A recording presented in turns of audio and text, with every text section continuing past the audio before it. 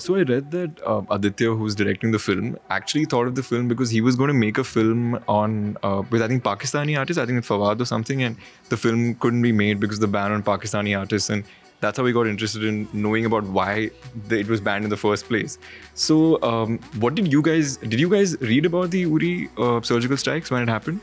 As much as I think any of us did, are of course information and exposure to what had happened was what we were reading in the newspapers and reading online, and of course in the most closest way was when this whole issue with the Pakistani actors and artists not working here and vice versa. That's true. The anecdote that you mentioned, that Aditya was going to make a film. His first film was going to be with Fawad. At the time when Uri attacks happened, he had already gone to Pakistan and he could never return. And his film got shelved for many other reasons as well. And he went back to Delhi. He's from Delhi, and he started researching about the reason why his film got shelved, which was the Uri attack. And he started researching more about it, and he developed a script on it because he found a story there, and he researched about it, and he came back to Bombay, pitched it to producers. RSVP was the producer who backed it, and eventually this is where we are. So yeah, it's fascinating that the reason why he couldn't make his first film is the first film now. Of course, we were all, I mean, glued to the TV sets, newspapers everywhere when the Uri attack happened.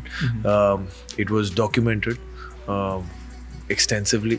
I also read that you said that this was the toughest action that you've ever done, and that you actually spent the mornings in the hospital because you had an injury, and then the nights you were doing these really difficult action scenes. I mean, what does this entail? No, this is the most physically exhausting film that I've done till date. It's my first action film, so there's no question about the intensity of action. So whenever you're doing action, it has to be driven by emotion. Otherwise, then it becomes very mechanical. Right. So you find your emotion, you find your reasonings as an actor, as a filmmaker. You're playing an intelligence officer, and you said that I wanted to play her like anyone else because I didn't want to emphasize on things that she said or things that you would imagine an intelligence officer to be like, because eventually they're one of us. What went into creating this person? The character will not come from anywhere, any external source. It'll come from within you. You have to make her. You have to get her from inside you, and that's the only way you're going to be effortless. You're going to be that person on screen.